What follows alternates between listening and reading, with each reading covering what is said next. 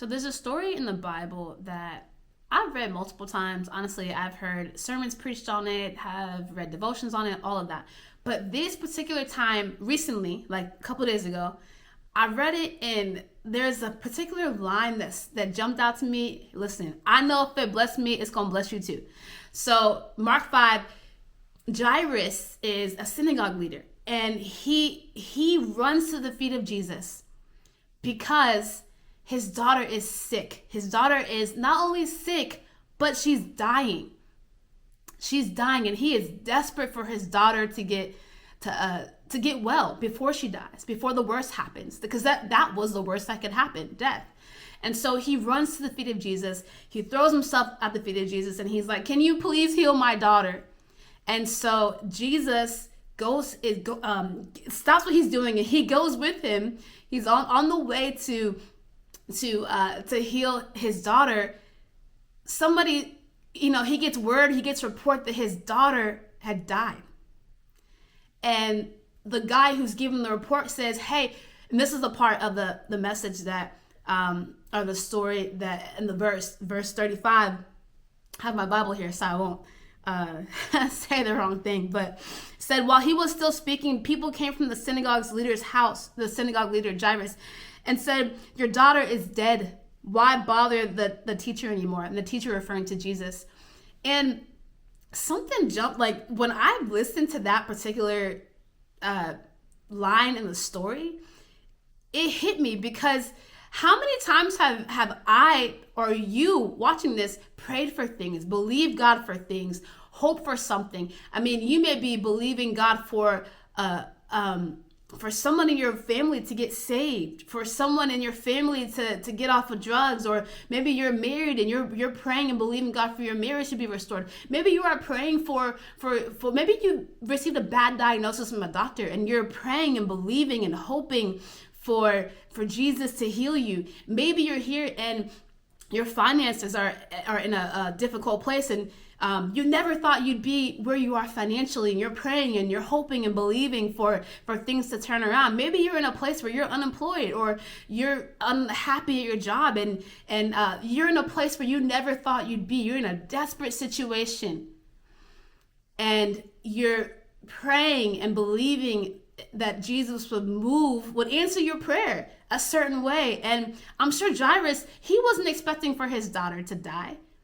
That was the worst that could happen. He was expecting his daughter. He was expecting Jesus, the one who has not just had, but has all power and authority to heal his daughter. And on the way, while Jesus is on the way to heal his daughter, he gets the report that his daughter had died. The thing that he had been believing for is dead. And I thought about this again, like, how many times have I prayed for things, and how many times have you prayed for things and it didn't come out the way that you expected? God didn't answer the way that you intended to, or maybe it's not just a no, it's a not yet, and you just cast it away as dead. That dream is dead. That the thing that I've been praying for, he hasn't healed me yet. It's been 12 years. It's been 10 years. He hasn't healed me yet, so he's never going to heal me. He hasn't fixed my marriage yet, so he's never going to fix my marriage. He hasn't come through.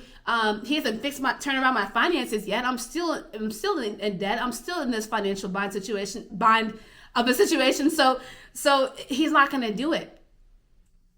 But I love this because you can be encouraged today that Jesus was not only on the way to heal his daughter, but he was with him. And the end of the story is he tells the girl, he goes into Jairus' house, and he not only heals the girl, but raises the thing that was the thing that had no life. If something is dead and done, it's over with. Why bother the teacher anymore? Why contend for it anymore? Why pray for it anymore? But he takes a thing that was dead, that seemed dead, and he raised it back to life.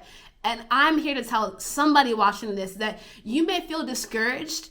You may feel like all hope is lost and things are never going to turn around in your life. But as long as Jesus is with you, Jesus was not only on the way with Jairus, he was with Jairus. You can be encouraged and know that he has a way of bringing dead things back to life, that he still has one more move. And that one more move is he's going to bring the things that are dead in your life, the things that you have expected him to, you prayed and expected and dared him to believe, to move a certain way. He's gonna take those things that seem dead and he's gonna bring it back to life. I want you to be encouraged today, just like I'm encouraged. I mean, life be life, and sometimes that's just the reality.